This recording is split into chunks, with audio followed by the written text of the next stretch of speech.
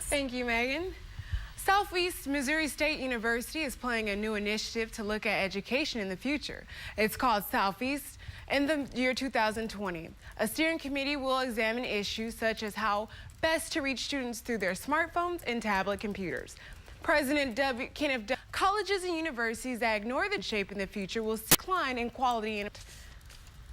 The Kansas City School District is working to turn around a struggling school. The Southwest Early College campus has faced a rash of fights and fires since a massive consolidation effort more than doubled its enrollment. Things were particularly disruptive last week when the school was evacuated twice and eventually dismissed early.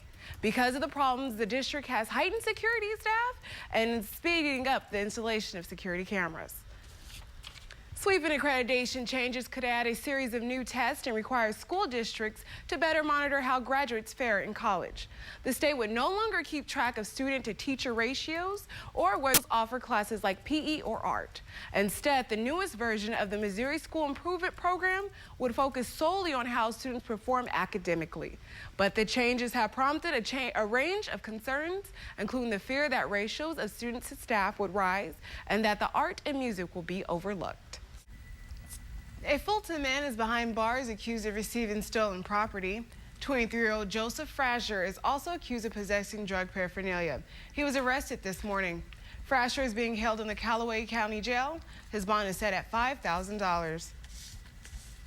Intoxicated Missouri motorists could face more prison time. According to the new legislation in the House, Republican Nick Marshall of Platte City proposed a bill that would make involuntary manslaughter by a drunken driver with a previous DWI convictions a Class A felony. The maximum sentence would rise from the current 15 years to 30. The bill would also require people with DWI convictions to purchase more car insurance than most motorists. Agribusiness Archer Daniels Midland Company plans to expand 3 grain facilities in northeast Missouri and western Illinois, adding the capacity to handle an additional 1.7 million bushels. The company says it's expanding the grain elevators to handle increased production by farmers in the region. Construction at the facilities will begin in this spring and should be completed by the fall. Expanding broadband internet access in Missouri, the State Office of Administration says less than 80% of Missourians have broadband access. Governor Nixon says the state wants to increase that to 95% during the next 5 years. Missouri House members endorsed a $23 million budget with first-round approval yesterday. School districts will get what they received last year. Public university budgets will be trimmed by 7%. Lawmakers also restricted Governor Nixon's ability to travel on the state's dime. Lawmakers would also bar every agency except for the Department of Public Safety from paying for the travel of statewide elected officials. The new budget would also remove $500,000 from gubernatorial travel and move the funds to high school dropout prevention in St. Louis.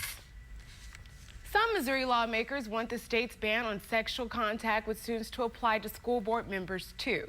Right now, state law bans teachers, volunteers, and other school employees from sexual contact with students on school grounds. But the sponsoring representative says some offenses occur off school grounds. Good morning, Missouri. I'm Stephanie Redding. Here's a look at your top stories this morning. Police in Colombia and Mexico believe they have a man in custody who inappropriately touched women in 3 separate incidents. It started Tuesday at the Mexico Walmart when police say 44-year-old Lauren Beers touched the outside of a woman's clothing and made inappropriate comments. This happened late in the morning while the woman was shopping. About 30 minutes later, a similar incident happened at Columbia's Boone Hospital Center involving an employee. Police says Beers then chased another hospital worker while she was walking to her car. After he left, the police hospital said Beers was involved in 2 separate hit-and-run cases. Authorities arrested him shortly after the second crash.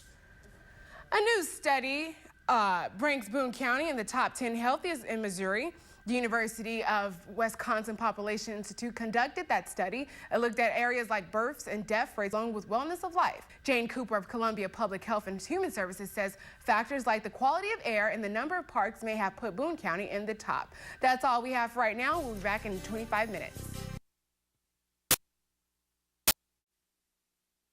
Weather, here's a look at your headlines.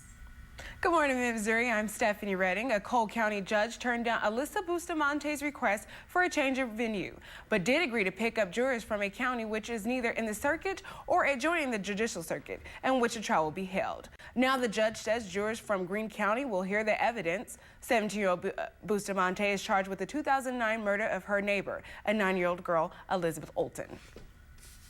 A House bill amending the 2006 minimum wage law has people working for wages. The bill would prohibit Missouri's minimum wage from exceeding the federal rate.